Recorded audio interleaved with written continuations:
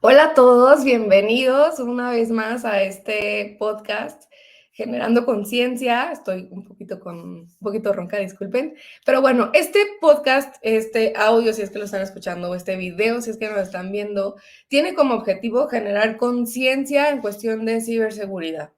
La idea con esto es que pues les puedan ir cayendo estos 20 de acciones que a lo mejor no hacemos en el día a día de forma consciente y que nos pueden poner en riesgo o a nuestra familia o seres queridos. Entonces la idea es pues justo entender y tomar acciones con conciencia para reducir riesgos.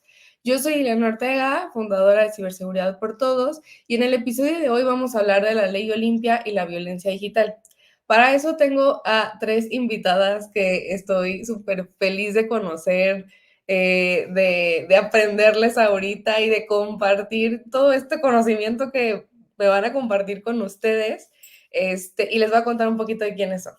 Stephanie Valerio es especialista en Derecho Informático y Transformación Legal. También tiene experiencia en despachos nacionales e internacionales en materia de protección de datos, propiedad intelectual y derecho corporativo. Actualmente es líder de Legal Tech y Tech Law en servicios legales de Deloitte. Apoya a los departamentos legales de las empresas a transformarse por medio de la optimización de procesos y construcción de un modelo operativo legal exitoso. De hecho, creo que mañana tiene una charla, o hoy, ahorita igual que les cuente al final por si a alguien le interesa sobre departamentos legales. Ella también es activista individual acreditada por Amnistía Internacional de México, es activista, feminista, defensora de derechos digitales, y eso fue como que lo que voló mi cabeza al momento de encontrar su biografía, y por eso fue, por favor tienes que estar, y afortunadamente estuvo. Ella participó en la redacción y revisión de la Ley Olimpia a nivel nacional e internacional. Da acompañamiento a mujeres que han sufrido violencia digital, es colaboradora del Instituto Nacional de Ciberseguridad MX, fundadora y vocera de la iniciativa Women in Legal Innovation, que busca potencializar y visibilizar la participación de las mujeres en la transformación de la industria legal. Ha sido docente y conferencista a nivel nacional, también especialista en regulación y ética de la inteligencia artificial, y nombrada una de las abogadas digitales más disruptivas por la revista Foro Jurídico en 2020.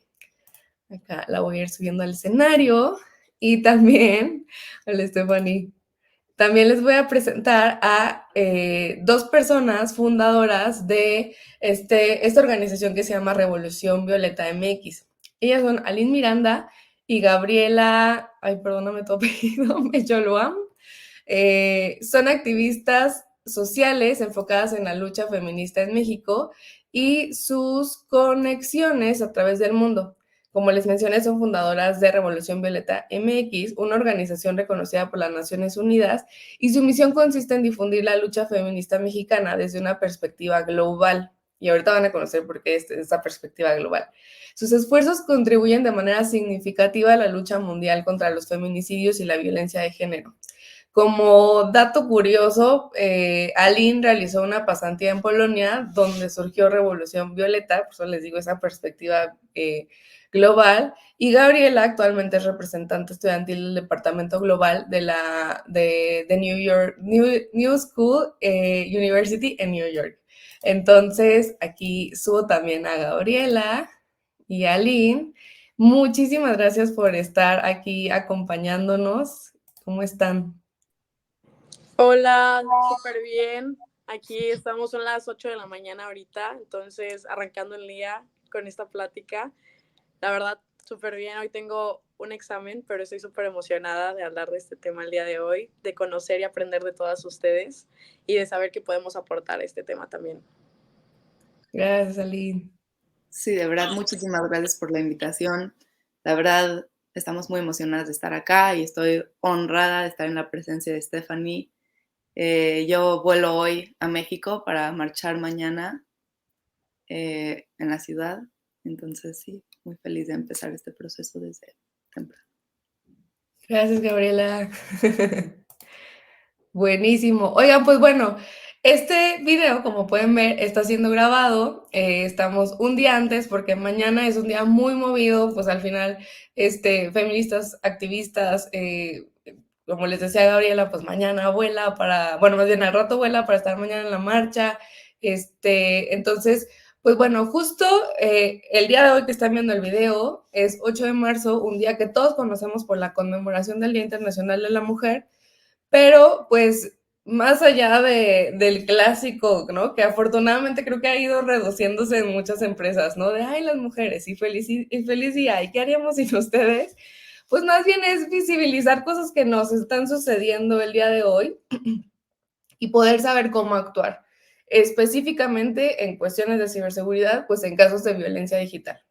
Obviamente mujeres y hombres pueden sufrirla. Desafortunadamente, la ley Olimpia pues fue impulsada por todo el sufrimiento que le tocó a una mujer y que afortunadamente se movió para que nadie más tuviera que pasar por eso o que pudiera tener justicia. Ella es la activista Olimpia Corral Melo, quien después de ser víctima de la difusión de un video íntimo sin su consentimiento, pues se ha dedicado a promover este tipo de proyectos y bueno, pues ya lo demás es historia. O sea, para mí es una ley histórica y pues bueno, aquí tenemos a expertas en el tema. Entonces, bueno, vamos a comenzar hablando de violencia digital. Y aquí me gustaría preguntarle, Stephanie, jurídicamente, ¿qué es violencia digital? Porque creo que hoy para todo el mundo es como violencia digital y a lo mejor es, pues, que te digan groserías en tu red social, ¿no? Pero va más allá. Y a nivel legal, pues, ¿qué es realmente violencia digital? Muchísimas gracias, Lili. Y bueno, aprovecho para saludar a todas y decir que estoy muy contenta de estar con la juventud acá. Este, que es muy bonito ver estos espacios justamente para mujeres jóvenes, y me encanta esa iniciativa, querida Lili.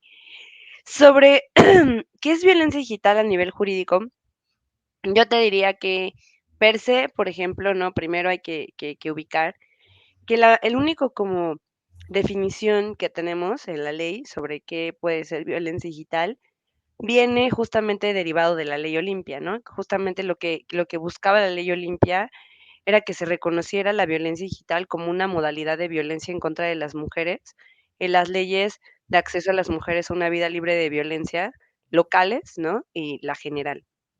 En esas vienen como varias definiciones, algunas distintas, algunas mejores que otras. Este, entonces, incluso es decir, difícil decirte jurídicamente una definición porque variaron muchísimo de estado en estado. Incluso, ¿no? Hay estados en que la redujeron solamente a temas de intimidad sexual. Pero es importante que vean que justo, ¿no? Entendamos que esta definición, aunque no significa que la violencia digital solamente nos ocurra a las mujeres, sí se tomó como referencia el tema de las mujeres para crear una definición. En cuanto a qué más puede ser, ¿no? Porque en realidad la definición, vamos a decir que tomando varios elementos de varios estados, podríamos decir que son actos u omisiones que se cometen a través de las tecnologías, que pueden causar vulneración en los derechos de las personas. Vamos a decir que justamente, ¿no?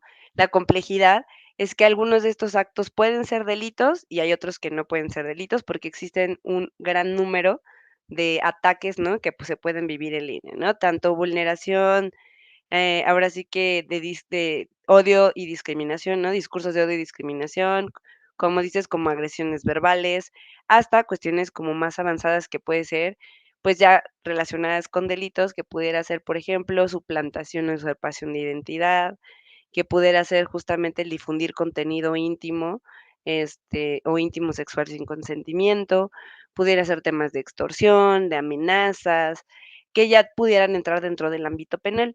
Lo que no entra dentro del ámbito penal no significa que no pueda ser, es tal cual una vulneración a los derechos y cuando alguien vulnera tus derechos, pues existen varias vías que tú puedes buscar una reparación o una especie de sanción, ¿no? Dependiendo del tipo de ataque. Entonces, hablar como igual, ¿no? Como de que son una sola cosa, digamos que no, ¿no? Porque jurídicamente pueden ser varias cosas, pero nos tenemos que ir a la raíz, ¿no? Justamente estos actos, que vulneran derechos o actos o omisiones que vulneran derechos. Y yo, de hecho, lo que llamaría, ¿no? Aprovechando aquí es a decirles que el problema de que existan varias definiciones justamente la ley de acceso es que impide a que muchas mujeres puedan accesar, por ejemplo, a los mecanismos de protección que tienen estas leyes, ¿no? Las medidas de protección, porque la definición o es muy escueta, o es muy rígida, o demasiado amplia y que puede ser todo y nada. Entonces, jurídicamente es un problema, vamos a decirlo. Ok, ok. Bueno, ¿y tú podrías decir hoy que la violencia digital está ligada a la violencia de género? Em, Ahora en nuestra nueva vida, ¿no? En nuestra vida, de personas conscientes, de personas deconstruidas, siempre ha venido este término de perspectiva de género, ¿no? Que es como ponerte unas gafitas, ¿no? De transparentes y empezar a comenzar a ver las cosas referente, pues, a un género específico, ¿no? En este caso, nosotras. Eh, Analizar cualquier tema de perspectiva de género nos va a hacer ver que el tipo de violencia, por ejemplo, digital que sufren las mujeres es muy distinto al que sufren los hombres, y esto nos habla justamente de, pues, un sistema machista y patriarcal, de violencia histórica y estructural, en contra de las mujeres, ¿no? Entonces, por ejemplo, las mujeres sufrimos más o menos, o sea, esto es algo real, más o menos los mismos tipos de ataques de los hombres, me refiero numéricamente, pero cualitativamente es diferente. Los hombres sufren ataques, por ejemplo, relacionados con su patrimonio, que la extorsión y así, y las mujeres, en cambio, recibimos mucho de índole sexual, justamente acoso, recibir contenido sexual no solicitado, difusión de contenido íntimo. Entonces, esto habla, ¿no? Justamente de la naturaleza de la violencia en contra de nosotras, muchas agresiones también en contra de nuestro físico y todo esto, que habla de algo que nosotros llamamos normalmente Internet patriarcal, ¿no? Entonces, de esa medida, vamos a decir que lo que nos habla del estudio o la investigación de este tipo de ataques es que justamente la diferencia es muy distinta porque para nosotras pues tiene que ver con un tema de discriminación y estereotipos pues históricos. Buenísimo. Y aquí digo, es pregunta para quien la quiera tomar. Yo creo que a lo mejor podemos irnos como con un par de perspectivas. ¿Cómo podemos entonces reconocer que sufrimos de violencia digital? O sea, si hoy es como varias cosas, ¿hay alguna lista como de red flags que digas, esto es violencia digital, esto es violencia digital, esto es violencia digital? O tal cual como nos decías, ¿no? Hasta en estados es diferente las red flags que hay. No sé quién quiera ¿Te tomarlo. gusta? Puedo empezar con esto. Este, bueno, primero que nada, lo que a mí me gustaría compartir en el sentido de cómo podrías saber que estás sufriendo violencia digital, hablando desde mi propia experiencia, es cuando ya se llega a difundir cierto contenido en distintos foros, pero ya no nada más estamos hablando de que lo están pasando por mensajes en el grupo de WhatsApp y todo esto, pero también llega un punto en que te hacen un perfil de Facebook, te hacen una cuenta de Instagram, ponen como foto de perfil el contenido que se compartió sin tu consentimiento, le hacen screenshot a tus redes sociales, ya hay un ciberacoso, o sea, ya hay stalking, mensajes amenazantes, chantaje, como lo mencionó Stephanie, que ya te empiezan a decir, oye, te vamos a pedir dinero si no nos mandas más fotos, o simplemente es un acoso constantemente pues en tus redes sociales, amenazas con divulgar toda la información sensible y también como monitoreo pues no autorizado de tu persona, ya puede llegar hasta cierto punto que no nada más es digital, pero también si la persona o las personas que están perpetrando todo esto te conocen en persona, son alguien que son cercanos a ti o simplemente vives en una ciudad chiquita y pues todo el mundo se enteró, ahora ya te están monitoreando sin tu consentimiento, te pueden llegar a seguir y ya llega más allá a un nivel más físico que es afuera de lo digital, pero como las primeras red flags de cómo identificarlo es simplemente que ya llega a un nivel de acoso y que no nada más tienes que esperar a que llegue el nivel de acoso, sino al momento en que te estás dando cuenta que tu contenido está siendo divulgado sin tu consentimiento en distintos foros y plataformas, ahí ya es la señal roja de que de dónde a quién empezó a mandar todo ese contenido, estos links, quién hizo un grupo de Telegram, un grupo de WhatsApp, simplemente dedicado a mandar este tipo de fotografías, ¿no? Claro, y o sea, justo lo mencionó Aline, pero algo muy importante a tomar en cuenta es entender qué es el consentimiento, ¿no? Porque yo creo que un antes y un después para definir si algo es violencia digital o no lo es, en casos muy específicos, es el consentimiento. Entonces, obviamente, en general, en términos de violencia de género, el consentimiento depende de la palabra sí o la palabra no, y solamente es cuando alguien da permiso para que ocurra algo o acepta hacer algo. Pero hay cosas que hay que tomar en cuenta en el campo del consentimiento para poderlo definir bien y para poder entender. Obviamente, el consentimiento tiene que ser de ambas partes y ambas personas, si son dos o más, tienen que saber exactamente qué es a lo que están accediendo. Por ejemplo, o sea, es muy diferente decir, ¿quieres que te marque mañana a las 5 de la tarde para que hablemos? A decir, ¿tienes tiempo para hablar?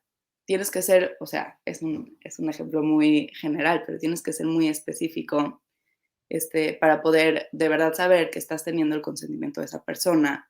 También el consentimiento tiene que ser voluntario a fuerzas. ¿Y a qué me refiero con voluntario? Obviamente, en casos extremos podemos pensar en que una persona esté obligando a otra persona a hacer algo que no quiere, y entonces ahí no sería voluntario, pero también existe la manipulación, existe el sentimiento de culpa, o solamente como dinámicas de poder que entonces hacen que el consentimiento deje de ser voluntario, que también es muy importante tomar en cuenta. Y esto en cuanto a la violencia de género en general, pero a la hora de la violencia digital hay cosas dentro del campo de consentimiento que cambian por el simple hecho de que no todo es, o sea, por ejemplo, cuando estás en persona, tú puedes notar, identificar cosas de la otra persona que cuando estás en el mundo digital no. No puedes ver lenguaje corporal, no puedes ver el movimiento de sus manos, de sus ojos, de su boca, o sea, hay cosas que necesitas dejar mucho más claras. Y entonces yo lo que recomendaría para no como saltar ese paso es preguntar, o sea, cuando necesitas tener consentimiento en el campo digital, lo más importante es la comunicación directa, preguntar. Y pues eso es lo que puede definir el antes y un después para saber si estás siendo víctima de violencia digital o no. Claro, y aquí, por ejemplo, Aline justo mencionaba y hacía como, o sea, hacía sentido con lo que nos acaba de comentar Stephanie, ¿no? Que normalmente en las mujeres la violencia digital se representa por cuestiones de videos íntimos, contenido íntimo, que de repente se ponen ahí como a difundir.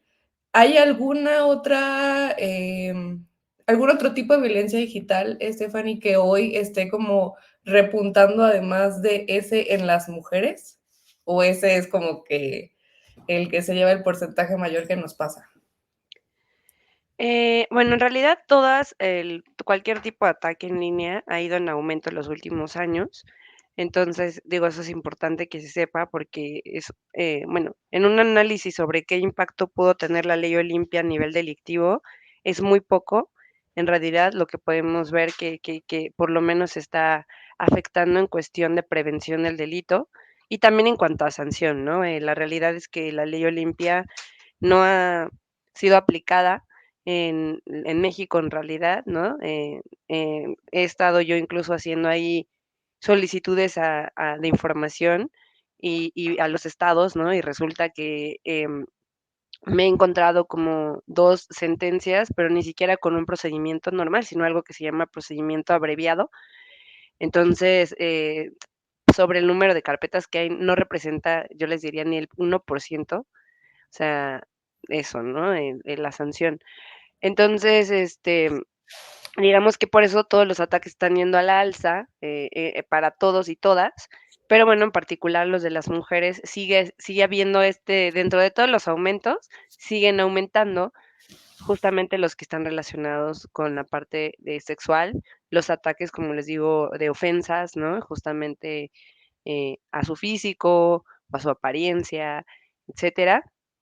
Entonces, en realidad, pues, esa es la idea, ¿no? Todos han ido en aumento, especialmente, este, pero bueno, como les digo, no es que, seguramente los que más, de hecho, los que más que el número, ¿no? Son los que vienen acarreados de un lenguaje discriminatorio y violencia física y tal, y no como pensaremos que existe mucho más y contra la intimidad sexual, ¿no? O sea, en realidad existen muchísimos también, pero en un número, pues, es mucho más fácil, ¿no? Estar agrediendo a las mujeres a través de un perfil que bueno, ya pues llevar a cabo todo lo que tiene que ver con la creación o difusión de contenido íntimo sexual.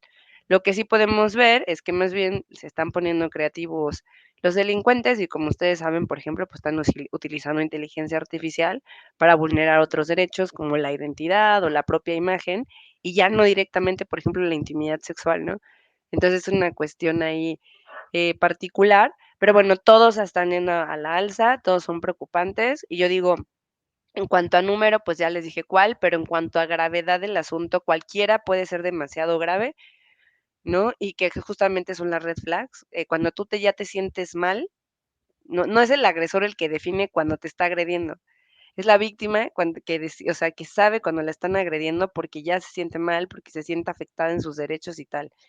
Entonces, si tú ya no te quieres meter, si ya no quieres, te empiezas a autocensurar, si te empieza a dar ansiedad, y todo esto, pues ya tiene que ver, son pequeñas red flags de que existe tipo de violencia digital. Claro, oye, y aparte, bueno, creo que, digo, sí le estamos como dando importancia a este tema ahorita, en este momento de la justicia a nivel de mujeres, pero la verdad es que está muy fuerte a nivel general. O sea, ahora que estaba en esta semana en el Senado, en un evento para protección de niñas, niños y adolescentes con inteligencia artificial, decían que de 1000 denuncias, solamente, o sea, de cuestiones a niños, solamente una llega a resolución y a veces no es favorable. Entonces, o sea, sí, para todos está bien fuerte este tema de la justicia. Y bueno, Stephanie, ¿cómo surge entonces la ley Olimpia? Y mi duda también aquí es, antes entonces no había nada que nos protegiera o más bien era agarrarte un buen abogado para que pues pudiera agarrar un poquito de cada ley y te salvara, o cómo surgió. Bueno, la ley Olimpia como tal, que es el movimiento que erróneamente, de alguna forma, se considera que fue iniciado solo por Olimpia, pero en realidad fueron como muchas personas, ¿no? Que decidieron ocupar el tema, el caso de Olimpia como un emblema, digamos, por así decirlo, por un sinsajo. Y que después, bueno, ya fue también, pues, más, ahora sí que gestionado por Olimpia Coral, pero pues en realidad, pues vino, ¿no? De otras chavas, de otras mujeres, ¿no? Que no han sido nombradas y que, bueno, esperemos que por lo menos históricamente en algún momento se le reconozca, porque la ley Olimpia no es un logro individual, sino es un logro colectivo, entonces es siempre muy importante de muchas mujeres en toda la república que en sus diferentes estados también lo estuvieron impulsando. Antes de, bueno, lo que sucedió, y ahorita platicamos cómo se inspiró, ya existían muchas colectivas, bueno, no muchísimas, ¿no? Pero para mí ya más de una es muchas, organizaciones también de la sociedad civil que ya estaban impulsando el tema de violencia digital y poniéndolo justamente en la mesa. De hecho, la primera reforma que castigaba erróneamente con muchas deficiencias, ¿no? El sexting, por ejemplo, pero por lo menos ahí iban medio entretejiendo, fue Chihuahua y fue en el año 2016. Entonces fue antes incluso de que pues iniciara todo este movimiento de Olimpia Coral, ¿no? Entonces, la ley ya tiene cosas que te protegen de algunos ataques de violencia digital, pero lo cierto es que además de Chihuahua no existía otro estado que castigara en concreto la difusión de contenido íntimo sexual o la producción de contenido íntimo sexual sin el consentimiento de la víctima en caso de mayores de edad, porque en menores de edad podremos estar entrando a otro tipo de delitos, ¿no? Entonces, existían ya otro tipo de delitos que, como les digo, les podían medio proteger. Pero bueno, la pregunta, por ejemplo, sobre si antes nada más era que necesitabas un abogado, yo te diría que la ley Olimpia incluso sigue siendo solamente para un acceso de personas con privilegios, porque además se tratan de delitos informáticos que requieren una especialización muy alta.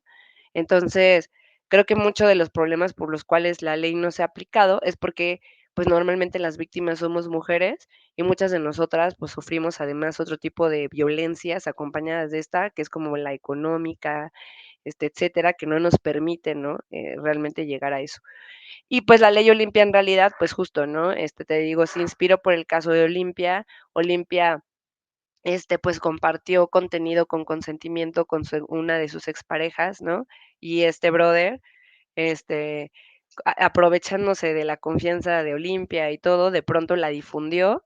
Y bueno, evidentemente le causó muchísimo daño a Olimpia, ¿no? Una parte psicológica, familiar, social, etcétera. Y bueno, cuando fue a querer hacer algo legalmente, también Olimpia, pues le salieron con que no existía ninguna norma que te protegiera y bueno, hubo temas de revictimización, etcétera, ¿no? Entonces, ahora sí que siempre a veces se necesita como una chispita, ¿no? Para que también todo cambie. Y pues es una propuesta feminista que, bueno, culminó en esto, ¿no? En que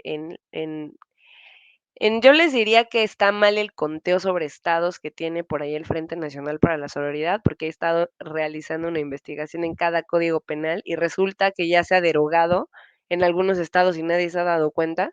Entonces yo te diría que por lo menos en 26 estados de la República, más la aprobación federal, pues se encuentra activa la ley Olimpia. Y como te digo, realmente inspirado por el movimiento feminista, claro que sí, y fue el que realmente todas las chicas, todo el cuidado y lucha colectiva la llevó el día de hoy a que es una ley que incluso pues se promueve en otros países. Oye, ¿y han dicho por qué se ha derogado en donde se ha derogado? ¿O nada más es como de nadie se va a dar cuenta? En uno, literal, que fue, es que no quiero decir un estado equivocadamente porque he leído tantos, pero uno de los estados fue como de, es que hicimos una reforma y se nos olvidó, o sea, como de que lo borramos y no es como que la ley, ya te equivocaste, no, o sea, tiene que haber una reforma de nuevo para agregar los artículos y tal. En otro, que me parece que es Colima, por ejemplo, justamente trataron dizque de reformar algunas cuestiones porque la realidad es que en la mayoría de los estados está muy mal redactada la ley Olimpia, o sea, yo te diría en la mayoría de los estados. Creo que la gobernadora o por ahí alguien se dio cuenta y quiso dizque reformar y en cuanto reformó, más bien en lugar de reformarla y modificarla para que fuera mejor, la eliminó, ¿no? Entonces es una cuestión así bastante extraña como lo que está sucediendo en algunos de los estados, pero y en otros que no se ha aprobado, ¿no? La realidad es que nunca se aprobó, no se ha aprobado y incluso, por ejemplo, una de las sentencias que encontré, que ni siquiera, o sea, que es reconocida, no es reconocida como la ley Olimpia, porque una de las sentencias es de Chihuahua y Olimpia no reconoce a Chihuahua como uno de los estados que aprobaron una ley Olimpia, ¿no? O sea, aprobaron una reforma, pero no la reconoce Olimpia como una reforma de la ley Olimpia. Entonces, muy interesante, porque entonces significa que hay menos sentencias todavía relacionadas con la ley Olimpia, y yo las únicas que he visto están en Nuevo León. No es cierto, creo que ni en Nuevo León, luego les digo en dónde. Tengo una pregunta más dirigida como Stephanie, ahorita que estabas tocando el tema. ¿Qué sucede cuando la víctima de la cual se difundió el contenido cuando pues que se estaba difundiendo, la víctima en ese entonces era menor de edad y ahora digamos que esa persona tenía 16, 15 años, 17 y ahora esa persona tiene alrededor de 20 años y decide poner una denuncia? ¿Ahí ya entra algún otro tipo de delito como pornografía infantil o qué se procede en ese tipo de casos? Mira, sucedió como muy extraño porque en algunos estados se amplió más la ley Olimpia y se castigó también como delito contra la intimidad sexual la difusión de contenido de menores de edad, o en algunos estados se metió como un agravante, es decir, se considera que tiene elementos para que la pena sea como sancionada como más grave, ¿no? O sea, peor, pues evidentemente porque es menor de edad. En otros estados nada más reguló a las personas mayores de edad.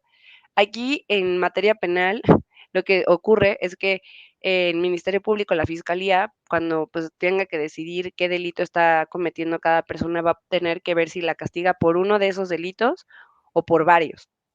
La cosa es que tiene que atender a algo que se llama bien jurídico, que es como el derecho que se haya vulnerado. Entonces, el problema es ese, porque de hecho de la ley Olimpia existen varias dudas sobre cuál es el bien jurídico protegido. Entonces, pudiera aplicar, ¿no? Ese caso, el de la difusión y la explotación sexual de menores, por esos medios, o pudiera aplicar también la ley Olimpia, depende de cada uno de los estados, ¿no? Entonces, pero casi de inicio, o sea, pudiera entrar el tema de pornografía y tal, este, por cómo está redactadas en la mayoría de los estados, como que encuadran las conductas. Entonces, ya de ahí sí, y luego tendrías que ver si además se le va a sancionar por otra norma. El problema no es así como que tan fácil, porque podría ser que en caso de que una persona, o sea, la ley, ¿no? Tiene algo que se llama principio como de seguridad jurídica y de legalidad, y tú tienes que saber exactamente qué es la conducta que se te está castigando y por qué. Y el problema es que si deciden que, por ejemplo, 2 delitos están castigando la misma conducta, pues ahora sí que los agresores van a poder valerse de ahí para no ser sancionados, o sea, así de nivel, o tener la pena más pequeña. Entonces, el problema de las malas redacciones es que a veces los beneficia a los agresores y a los delincuentes y no a las víctimas. Y relacionado con esto que mencionó Aline, entonces, ¿afecta que haya pasado tiempo para la denuncia? O sea, ¿qué tanto hoy tiene ese impacto, no? Ah, no fue al otro día, pues vale menos, ¿no? Fue tantos años después, pues igual vale mucho menos. ¿Eso hoy tiene impacto? ¿Está teniendo impacto? Siempre tiene impacto, un poco, o sea, digamos que existe algo que se llama como prescripción, y entonces tú tienes siempre como ciertos tipos de años, ¿no? Como para poder ejercer una acción. Me parece que la regla general en el Código Nacional de Procedimientos Penales es de 5 años, si no mal recuerdo. Y justo, ¿no? O sea, el tema más bien es que se entiende que a lo mejor si no existían condiciones para que una persona hiciera una denuncia, a lo mejor porque era menor de edad o por cualquier otra circunstancia, los plazos corren de manera diferente, ¿no? Entonces, sí se les da como un espacio, para poder denunciar. Y lo cierto es que también, em, pues, si no, pues también, los que tienen la patria potestad o los tutores, o en algunos casos los ministerios públicos pueden iniciar las denuncias también, ¿no? Ok, ok. Bueno, y aquí ya vimos un poquito cómo reconocer si eres víctima. ¿Cuál sería entonces el paso a paso que nos recomendarías, Stephanie, para que legalmente tenga más posibilidades quizás de ser atendida, de, pues, de tener un fin favorable para el afectado, bueno, en este caso la afectada? ¿Cómo sería el paso a paso en cuestión de, bueno, necesitas evidencias, cómo obtienes las evidencias, cómo las almacenas, cómo nombrar el hecho, porque también luego hay tantas formas y uno que no se dedica al derecho, pues claro que no vas a saber cómo, ¿no? Datos clave que tengas que mencionar en el momento de la denuncia. ¿Cuál sería ese paso a paso a seguir para alguien afectada? Bueno, primero, es muy importante que entendamos que a veces las víctimas no necesariamente quieren una vía jurídica, y eso también es muy válido, ¿no? Por todas las cosas que les digo que conlleva, ¿no? Desde la revictimización hasta, pues, también un sufrimiento. Son procedimientos largos ante autoridades muy poco sensibles. Y algo que platicábamos es que la realidad es que pareciera que el sistema es particularmente injusta con nosotras. Entonces, es una lucha constante de incluso, ¿no? Si no salen las cosas en la primera instancia, tener que ir, ¿no? A diferentes procedimientos hasta que incluso, pues, la autoridad haga las cosas como debe de hacer, porque normalmente las investigaciones las hace muy mal. Entonces, primero hay que hacer como este hincapié, ¿no? De hablar con las víctimas, de que tengan una red de apoyo, ¿no? También un apoyo psicológico, si es posible, porque también parece un tema de privilegio, y yo creo que primero hay que ver ese tema. En cuestiones justamente, ¿no? No sé todavía si decido, ¿no? Hacerlo o no hacerlo. Sí es muy importante que yo les diga que, para todo lo que tiene que ver con delitos informáticos, hay que tratar de resguardar la información de la forma original.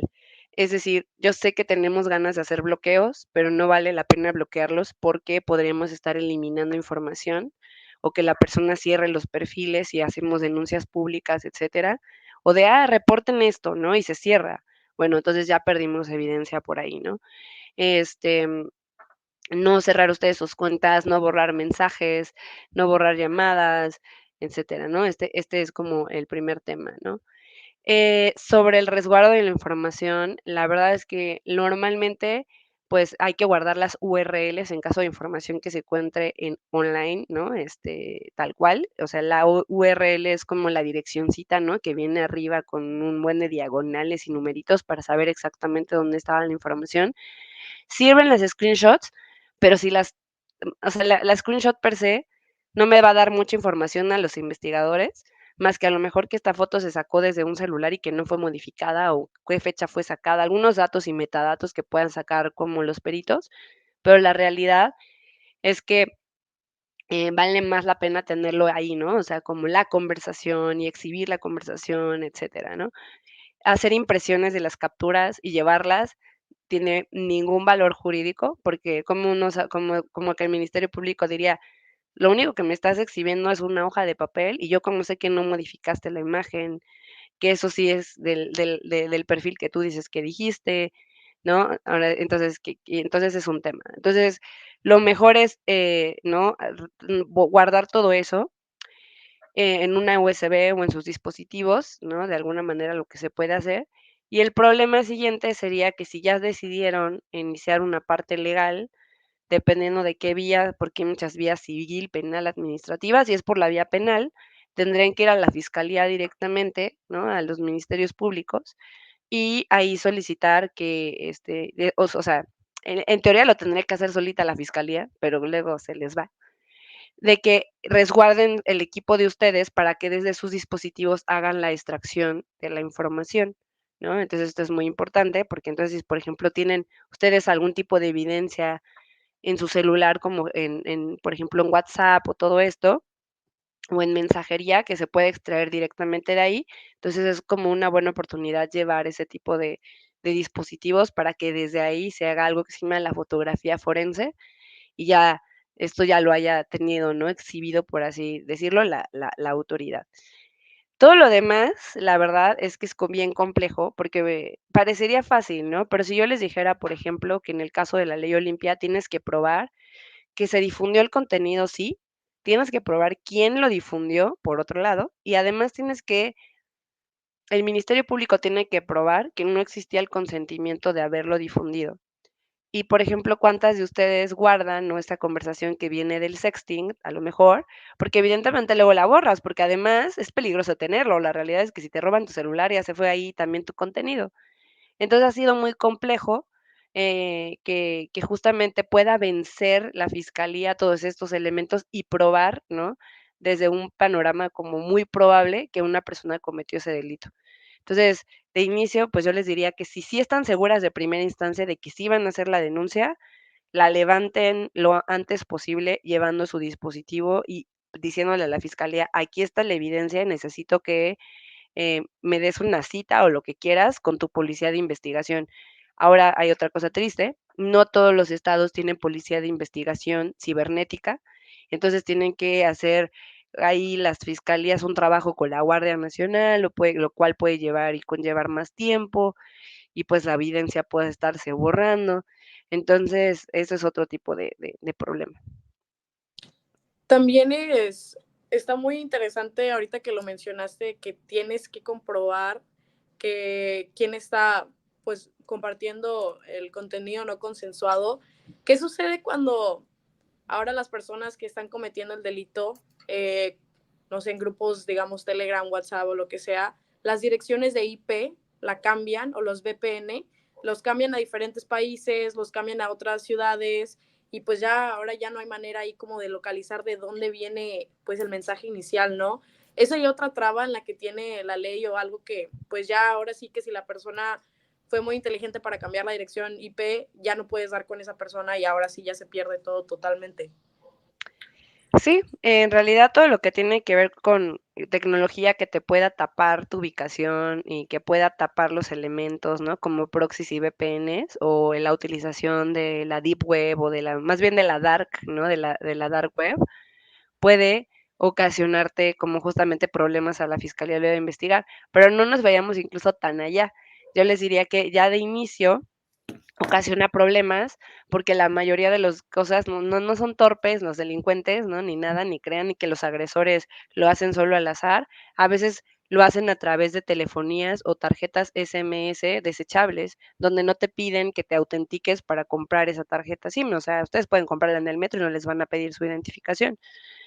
Entonces, lo que sucede es que incluso teniendo la dirección IP, teniendo el número, cuando van a los prestadores de servicios de telecomunicaciones, ¿no? A tal cual, pues ellos les van a decir, no tengo ni la menor idea de quién compró este chip, ¿no? O sea, fue desechable, alguien lo agarró, no sé, ahorita no está activo, sí está activo, lo único que te puedo decir, ¿no? Y a lo mejor tratar de traquear en dónde se compró, imagínense ya todo lo que tendría que hacer ya como la ley y el orden no ve, ¿no? La autoridad como para poder sacar otro tipo de elementos, pero ya de inicio, sin la necesidad de VPNs y tal, con los SIMs así baratillos, ya existen problemas, ¿no? Incluso existen problemas porque no sabe qué solicitar la fiscalía. Entonces, cuando normalmente ya mucha gente tiene la dirección IP dinámica, todas la tenemos dinámica, pero además, o sea, por un tema de usuarios, se están reutilizando las direcciones IP. O sea, podemos tener 2 personas una dirección IP al mismo tiempo. Entonces, la fiscalía, con sus pocos elementos tecnológicos de conocimiento que tiene, cuando le entregan, oye, 20 personas en ese momento tenían esa dirección IP, se frisea y ya no sabe qué hacer. Y entonces, para la autoridad, ¿no? O para los prestadores de servicio de comunicación, es mucho mejor quedarse callados y es como de, no, tu fiscalía pídeme, o sea, yo te ayudo, pero tú pídeme específico lo que necesitas. Y el tema es que no se lo piden, ¿no? Sabiendo que pueden existir otros elementos como para diferenciar a usuarios y tal, pero como la fiscalía no sabe qué pedirlo, o sea, qué pedir, ahí se queda. O sea, ahí se queda y ya, ¿no? Entonces, este es un problema porque te digo, ya ni siquiera necesitas, ¿no? O sea, una gran tecnología para evadir, sino ya con los problemas que tenemos en nuestro sistema, ya la investigación de cualquier delito informático, cualquiera, es un problema. Claro, y también como o sea, este tipo de procesos caen en la revictimización, ¿no? De las personas que lo reportan y cuántos casos no son reportados por el simple hecho de que si vamos, o sea, ¿quién va a creer a las víctimas? ¿Quién no va a creer a las víctimas? Y cuando esto pasa, por ejemplo, en términos de violencia sexual en general, de por sí ya es algo muy complicado que nosotros como sociedad hemos hecho y todavía no acabamos de deconstruir, pero yo creo que cuando entramos en el campo de violencia digital es todavía más difícil, uno, conseguir que te crean y dos, tú como víctima querer pasar por todo este proceso tan largo y tan difícil después de la experiencia traumática que acabas de vivir y todo el daño que ha causado ya en tu vida. Sí, la verdad es que está, Así es, ¿no? es algo como todavía súper complicado el día de hoy. Y retomando un poquito lo que creo que todas han mencionado, inicio con denunciar o no está bien. O sea, la verdad es que creo que en todo tipo de acto, pues malo que le pasa a uno, digo, afortunadamente no he vivido un tipo de violencia digital, pero pues sí me ha tocado, por ejemplo, un asalto, ¿no? O cuestiones así, que la paz mental se ve afectada totalmente y no me puedo imaginar tener una situación de violencia digital como las que mencionaban. Y pues justo creo que ese consejo de denunciar o no está bien en cuestión de la paz mental, o sea, al final de cuentas cada quien pues sabe qué le da más paz y sabe por qué está tomando las decisiones que toma acorde a su contexto. Y aquí me gustaría preguntar entonces a Revolución Violeta, ¿qué casos conocen hoy de violencia digital?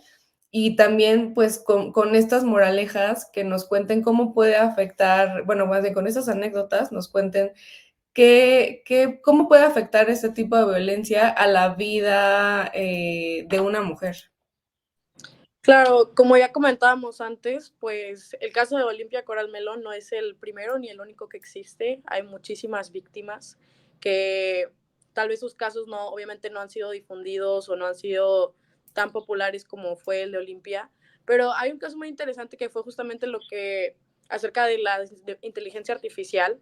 Él fue el primer caso que se registró en el Instituto Politécnico Nacional en el hecho de la inteligencia artificial para la explotación sexual, pues hubo una persona en el Politécnico el cual empezó a, pues simplemente recolectar fotografías de sus compañeras, de docentes, de personas ahí alrededor, y empezó a modificar las fotografías con inteligencia artificial para hacer que las personas, las mujeres en este caso, pues se vean desnudas o que estén haciendo tales poses, y después de esto, pues empezar a vender las fotografías.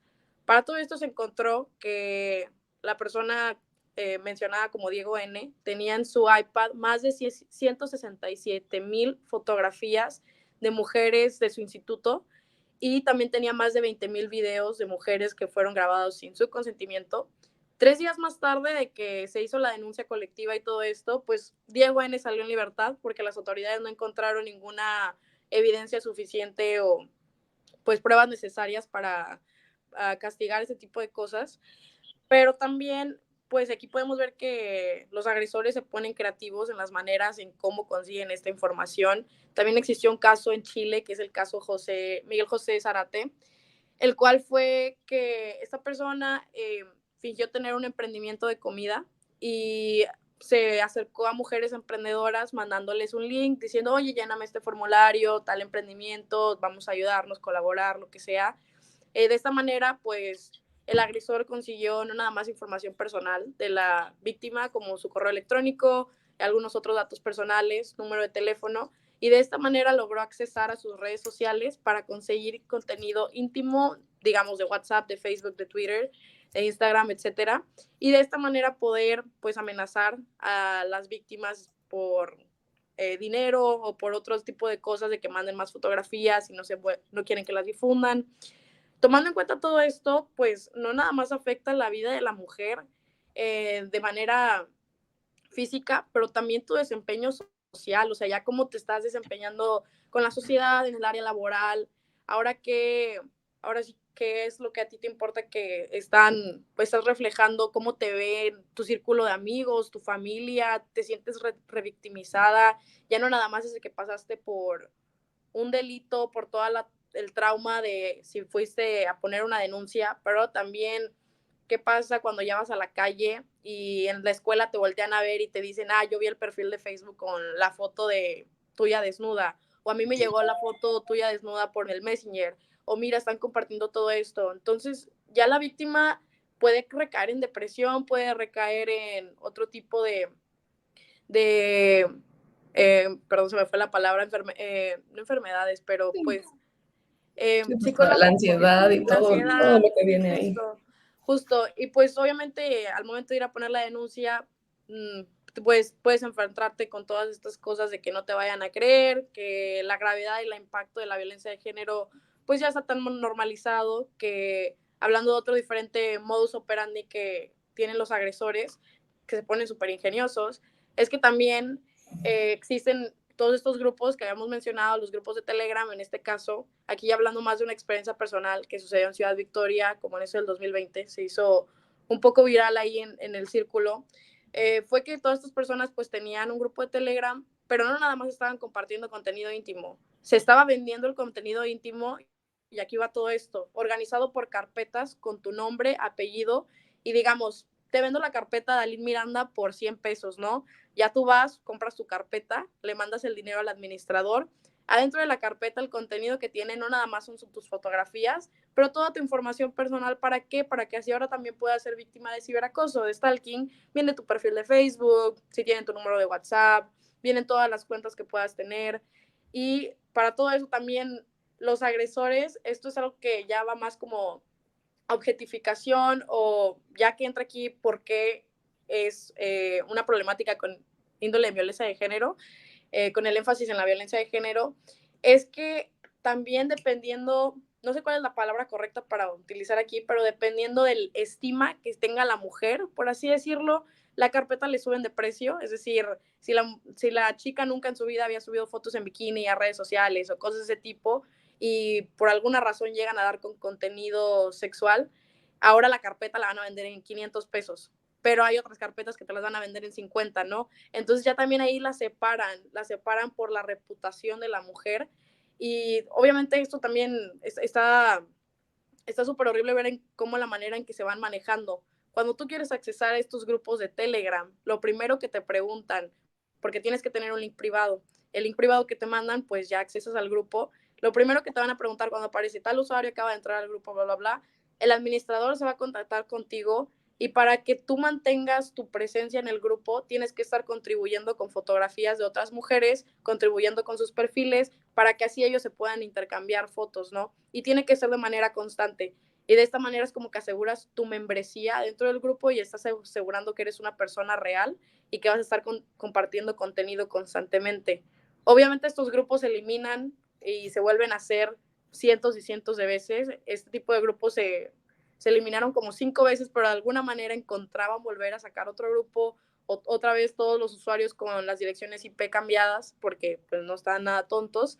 Y por eso al momento de que las chicas fueron a denunciar a la fiscalía de que, oye, tienen una carpeta con mi nombre que están vendiendo en 100 pesos y tiene toda mi información personal, información de mi familia, de mi mamá, de todo ese tipo, ahí ya la fiscalía pues ya no puede llegar a hacer nada por la dirección IP y por todas las cosas que mencionamos antes, se usa otro chip y todas las pequeñas problemáticas que te vas encontrando. Al final de cuentas ya la mujer ni siquiera quiere ir a poner la denuncia porque ya sabe que al final no va a llegar a un proceso y ¿qué va a pasar? Pues simplemente van a empezar a hablar de ella, de que, fuiste a denunciar porque fuiste a denunciar violencia digital y se empieza a hacer el morbo de que, déjame buscar las fotos, de que cuáles son tus fotos, en dónde las encuentro y que no sé qué.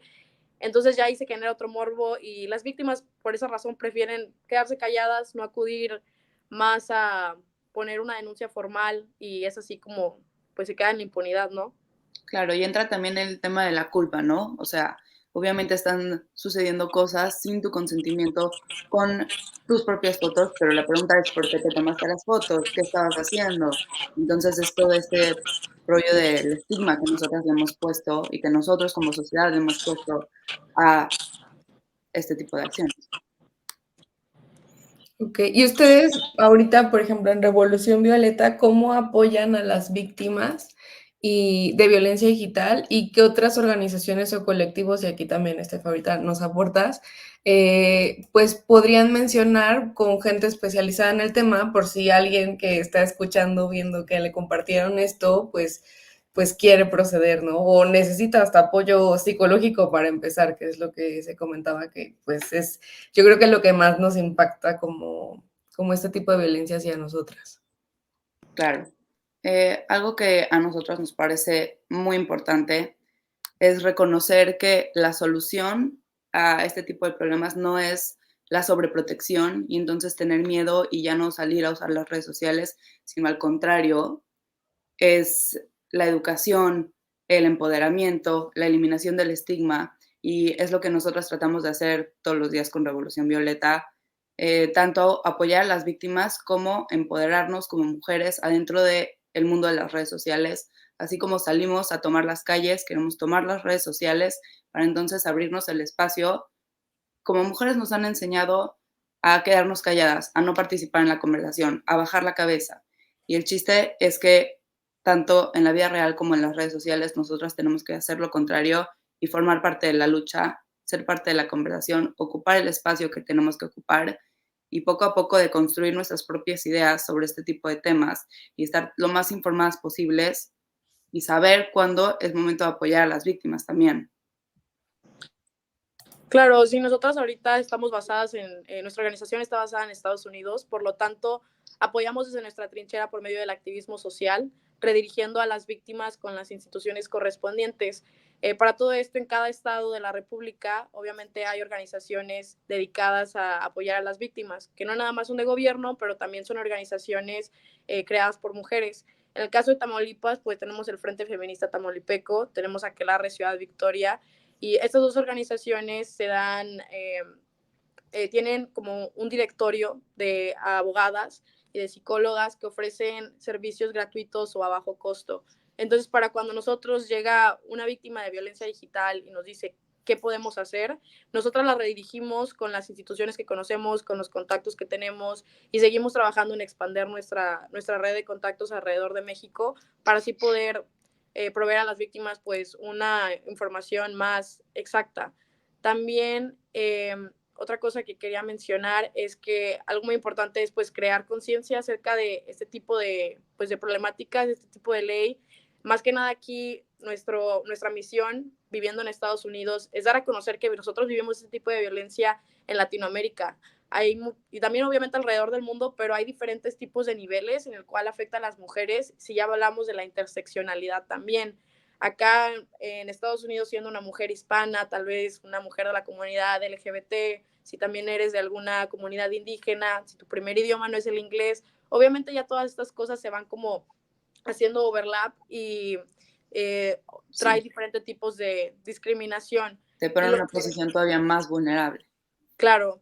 Entonces, lo que queremos dar a conocer es que cosas como Ley Olimpia, que por cierto no hay nada similar a Ley Olimpia en Estados Unidos que hable con la perspectiva de género, que se habla con la Ley Olimpia.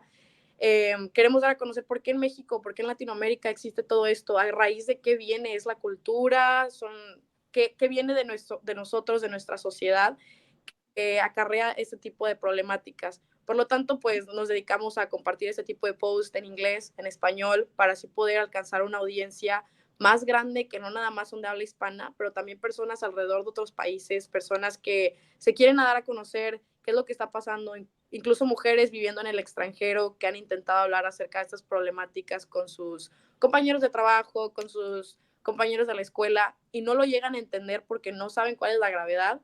Para eso es que creamos Revolución Violeta, para compartir esta serie de eventos, de leyes. Hace 2 días subimos acerca de la iconoclasia, de todo lo que dicen esta vandalización a los monumentos, y tuvimos una respuesta muy grande por parte de nuestra comunidad al querer explicarle a las personas que no hablan español qué es esto, por qué tú ves estas fotografías en redes sociales, qué significan, y así poder crear como un tipo de conciencia e información más verídica por parte de nosotros que vivimos, pues estuvimos viviendo por gran parte de nuestra vida en México. Ok, y Stephanie, ¿tú también alguna forma en la que, bueno, yo sé que tú te dedicas también a apoyar a mujeres que sufren este tipo de violencia, pero alguna otra asociación, organización que recomiendes a la que se pueda acercar? Pues ahora sí que dependiendo de qué es lo que queramos hacer, pero como una un contacto de primera instancia, digamos, yo recomiendo que sigan a luchadoras, que sigan a SocialTIC, a Red de Defensa de Derechos Digitales, a Cultivando Género, por ejemplo. Entonces, creo que de primera instancia ellas pueden ser, porque es importante, ¿no? Siempre aclarar que llevar un litigio estratégico de tantos casos se vuelve complejo porque además, ¿no? La sociedad civil funciona a través de donativos. Entonces es muy importante que justo, ¿no? Creo que a veces como que entiendamos la necesidad de gratuidad, evidentemente, para algunos elementos de atención, pero también existen mujeres, ¿no? Que no puede ser precarizado su trabajo tampoco, porque entonces también nos convertiría en un tema de violentas también digitalmente. Entonces sé que, por ejemplo, pues también existen iniciativas como Abogadas con Glitter o a Abogadas Violeta o hay muchos despachos jurídicos que llevan algunos casos pro bono relacionados con esto. Entonces, dependiendo de lo que queramos hacer, pero a mí yo recomendaría como estas, ¿no? Porque además es también interesante saber que puedan existir varias cuestiones no jurídicas que se pueden enfrentar. O sea, por ejemplo, el reporte de contenido. Google acaba de sacar una iniciativa que no he revisado a fondo, que esa me la iba a revisar también hoy, sobre, según esto, que borra contenido. Se me hace raro, voy a ver cómo funciona. Pero, por ejemplo, Facebook, o más bien Meta, la empresa Meta también tiene como un mecanismo para que si el contenido todavía no ha sido compartido en Meta y alguien te está extorsionando, amenazando con que lo va a subir, pues entonces ya no se pueda subir, ¿no? O sea, ya no lo permita Meta. Entonces existen como otros mecanismos tecnológicos y estas organizaciones a veces te ayudan a bajar algún tipo de contenido o evitar que se siga difundiendo y a veces pues sí te dan como un acompañamiento inicial y pues ya sería también cuestión de ver las necesidades jurídicas. Perfecto. Y me quedan nada más 2 preguntas legales. Una es, ¿podemos hacer denuncia online por estos motivos? Porque ya ves que de repente hay cosas que sí te dicen, pues métete en la página y ahí lo puedes hacer. Y la otra es, ok, si alguien decide denunciar, ¿cuáles son las sanciones hacia el acusado o acusada que puede esperar? O sea, hoy qué sanciona, cuál es el castigo que da la ley Olimpia o alguna otra ley con este tipo de violencia de género. Bueno, yo igual nada más haría el hincapié del que no pensemos que solamente con el contenido íntimo sexual es un tipo de violencia digital, porque a veces creemos esto, o sea, y siento que a veces, pues por el posicionamiento mediático que tuvo, la ley Olimpia se cree que solamente es eso, y la realidad es que es todo un universo mucho más grande. Relacionado con contenido íntimo, las penas varían también de estado en estado, de entre 1 a 8 años más o menos, o sea, ¿no? Con agravantes, etcétera, pero más o menos la pena normal, dependiendo del estado, ¿no? A veces de 2 a 3, de 3 a 6, ¿no? De 4 a 8, o sea, se va variando. Y pues evidentemente luego también ahí es un tema de multa, pero la multa no se la dan a las víctimas y la víctima además tiene que exigir la reparación del daño, que sería como una parte de resarcimiento extra, ¿no? Ya sea que le paguen las terapias psicológicas, que le den una cantidad de dinero, que exista una disculpa pública, o sea, eso se tiene que ver conforme a las necesidades específicas de la víctima. Entonces, más o menos es así. Existen otros delitos, ¿no? No me sé las sanciones de todos, pero por ahí, pues si sufren extorsión o sufren amenazas, pues hay que acercarnos a las fiscalías como para ver, ¿no? Esos procesos además cómo pueden ser. Y bueno, es muy importante que les diga que no todas las sanciones tienen que culminar en una sanción privativa de la libertad, porque eso es una determinación que hace el juez y que toma en cuenta muchos elementos como la peligrosidad del sujeto, la gravedad de la conducta, la posibilidad de reincidencia o que sea una persona reincidente. Entonces toma diferentes elementos y no necesariamente pues culmina en una pena privativa de la libertad. Y como les digo, no quisiera que romantizáramos la ley, pues en el sentido de que la aplicabilidad que ha tenido es minúscula, es muy poca, es decir, o sea, 2, 3 sentencias a lo largo de 4 años, o sea, me parece, más de 4 años, me parece muy grave, ¿no? Y que justamente deviene por parte del legislador, ¿no? De malas redacciones, por parte de la fiscalía por malas investigaciones y evidentemente, pues la parte delictiva que sigue revolucionándose, ¿no? Ok, entiendo. Justo, de hecho, estaba viendo una nota que va totalmente con lo que dices.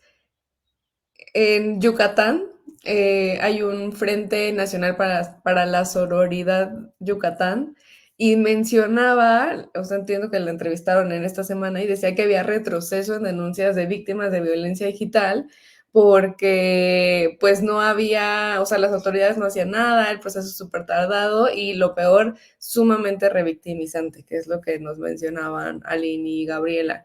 Entonces, pues ojalá, espero que esto pueda cambiar pronto porque, pues sí, o sea, creo que el tema del impacto psicológico y aparte después ser revictimizada y ver que no avanza, porque como dices, hay un par apenas, pues es desesperante, ¿no? Y creo que ya mucha gente, o sea, ya lo están viendo reflejado, ya lo están visibilizando, al menos en el estado de Yucatán, que si bien hace unos meses había aumento de 30% de denuncias, pues ahorita pues ya no hay porque están viendo que pues no pasa nada, ¿no? O sea, ¿para qué lo haces? A lo mejor para poner un número más ahí, pero realmente no obtienes justicia. Entonces, pues gracias por todo lo que están haciendo a nivel legal y de activismo.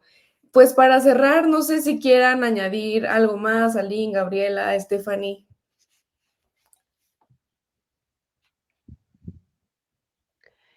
Bueno, yo agradecer, ¿no? Agradecerte de nuevo, agradecerles a ustedes por platicar, desde todo se aprende muchísimo. Yo nada más hacer este hincapié de que hasta el momento todavía no tenemos una internet que sea segura para nadie, pero particularmente para nosotras. Esto no significa que igual, ¿no? O sea, como lo decían, pues se tenga que censurar y no entrar a internet, pero sí entrar como con mucha conciencia de causa, ¿no? Entendiendo que las mujeres actualmente, ¿no? Tenemos todo este sistema, ¿no? No nada más es como el agresor, ojalá solo fuera el agresor, ¿no? Es todo el sistema que no nos permite acceder a la justicia, ni prevenir, ni atender los casos de violencia. Entonces, sobre todo yo sí invitaría a que las personas hicieran un acompañamiento a los adolescentes y a las infancias para que comprendan un poquito más sobre cómo funciona Internet y qué consecuencias puede tener. Y yo siempre he dicho que la mejor forma de eliminar la violencia digital es que dejemos de ser violentas o violentos en línea. Entonces también hacer un ejercicio de introspección de cómo nos comportamos y así invitar a la comunidad a que no respete la privacidad de las personas, que respete, que no esté agrediéndolas, que sepan que hay una persona detrás de la computadora cuyas consecuencias en su vida, un acto de estos puede ser demasiado grave, ¿no? Sí, y justo ahorita recordé que, bueno, un consejo que dicen, ¿no? Creo que de repente todos nos sentimos como bien valientes y bien con derecho de opinar sobre la vida de alguien o algo de alguien, una foto, un video de alguien, porque estamos atrás de una pantalla que nos protege a cierto punto, ¿no? O hasta si tenemos un perfil ahí de alter ego anónimo, pues nos protege ese anonimato, pero es ese mensaje que acabas de mencionar. O sea, ¿realmente te atreverías a decirle a una persona a la cara lo que le escribes? O sea, todos los mensajes de odio que voy ahí en redes sociales y juzgando, ¿no? En redes sociales, por fotos, por videos, por lo que sea, por errores humanos que alguien más grabó y que se tomó la libertad de subir. O sea, ¿le dirías realmente a la cara eso que estás diciendo o te da nada más ese valor el sentirte con el derecho por estar atrás de una pantalla? Entonces, totalmente de acuerdo. O sea, estar conscientes de qué tan violentos somos, porque a lo mejor decimos, yo no soy violento, pero ya que haces conciencia de tus acciones y cómo criticaste al artista que porque se puso un vestidito y se tomó una foto y, y salió mal, pues al final de cuentas sí está siendo violento. La Claro, verdad. y yo siempre he dicho que la privacidad, de todo el mundo sabemos que es un derecho humano, pero es una facultad. O sea, quiere decir que la privacidad se ejerce. Entonces, vivimos en una sociedad además donde ya todo lo queremos hacer público y realmente, o sea, a cambio de muy poco, ¿no? Que es a cambio de likes, a cambio de fama efímera y tal, y al final no vemos las consecuencias, ¿no? De justamente que cierto tipo de contenido, opiniones o tal, se comunican en línea porque no sabemos realmente las intenciones de quien lo está recibiendo. Entonces, también tener mucho cuidado sobre ese tema. A mí no me gusta decir cuídense porque, pues es que aún cuidándote, ¿no? En el caso, por ejemplo, de intimidad sexual, el que la persona que difunde es una persona que tú confiabas, una persona que tú quisiste, que aparentemente según dijo que te quiso en algún momento. Entonces es complicado llegar a cuidarse así, ¿no? Pero pues sí, a lo mejor tener ahí algunos tips digitales después sería muy bueno. Sí. Buenísimo. Yo agradezco muchísimo por el espacio, Ileana, y muchísimas gracias también por darnos la oportunidad de estar aquí también con Stephanie. Es un honor para nosotras estar aprendiendo de mujeres como ustedes. Como saben, nosotras llevamos este activismo por medio de redes sociales. Seguimos aprendiendo constantemente, deconstruyéndonos. Y pues somos la generación ahorita de jóvenes que estamos tratando de educar en nuestro círculo social. Estamos tratando de hacer este activismo desde donde sea que nos encontramos. No importa si no estamos en México, si estamos en Polonia, si estamos en Estados Unidos, en cualquier parte del mundo. Es muy importante hablar de este tipo de temas, de hacer conciencia cuál es el tipo de violencia que las mujeres mexicanas viven constantemente, las mujeres en Latinoamérica, el cual es el énfasis que nosotras tenemos. Y nada más nos queda agradecer, seguir educándonos constantemente para poder proveer este tipo de información a nuestro público. Muchísimas gracias, chicas. Gracias. No, y además, o sea, claro que tenían que estar, porque yo creo que a Stephanie y a mí nos tocó todavía una adolescencia como no tan conectada como ahorita. O sea, sí estaba Facebook, sí estaban redes sociales, pero creo que no era como la hiperconectividad ni el que todo el mundo tuviera el internet ilimitado en su teléfono para estar grabando las cámaras. O sea, hoy que me encontré videos de hace varios años, desde cuando tenía su edad, no, bueno, ni se distingue lo que se ve. Muy baja calidad de las cámaras. Y hoy ustedes tienen tanto poder en sus manos que pues sí, o sea, si no hacemos conciencia y no utilizamos bien ese poder, pues bueno, ya hemos visto víctimas de suicidio y de otras cosas que pues causan este poder mal utilizado. Gabriela. Ya rápido para cerrar, también otra cosa que quería agregar es que las redes sociales hoy en día son como una rama de la vida real. En las redes sociales también hay roles de género, en las redes sociales también hay estándares de belleza, también hay miedo, también hay dinámicas de poder. Entonces es también verlo con nuestros ojos y empezar a deconstruirnos desde las acciones que nosotros mismos tomamos, la manera en la que hablamos, la manera en la que nos dirigimos a otra gente, y entonces ir deconstruyendo este tipo de comportamientos, tanto en la vida real como en las redes sociales, para así acabar con el tema de violencia de género desde su raíz, y no nada más tener que encontrar maneras de protegernos. Y pues nada, también quería decir que muchísimas gracias por esta invitación, fue una oportunidad increíble. Gracias, Stephanie. Nosotras estamos súper honradas de haber tenido esta conversación contigo y pues nada, esperemos seguir participando en la lucha. Sí, y pues si quieren estar en contacto con Estefanico, bueno, y muchas más abogadas ahí buenísimas involucradas, y con Aline y Gabriela, pues pueden ahí seguir en Instagram, están como Revolución Violeta MX, Aline y Gabriela. A lo mejor también pueden contactar ahí a Gabriela si es que necesitan algún colectivo para la marcha, que asistan mañana o algún consejo para ir. Yo creo que las puede orientar muy bien. Y bueno, encontré en LinkedIn, no sé si también tienen Instagram, Stephanie, pero busquen Women in Legal Innovation y también tienen muchísimos recursos para mujeres que están en STEM, ahí les suben recursos, invitaciones, convocatorias, que yo sé que a todas les puede ayudar. Pues muchísimas gracias a las tres, es un honor este episodio, espero que sigamos en contacto y que pues podamos impactar y hacer y lograr que otras personas que nos están escuchando hagan conciencia sobre todo lo que platicamos. Muchísimas gracias. Gracias. Gracias.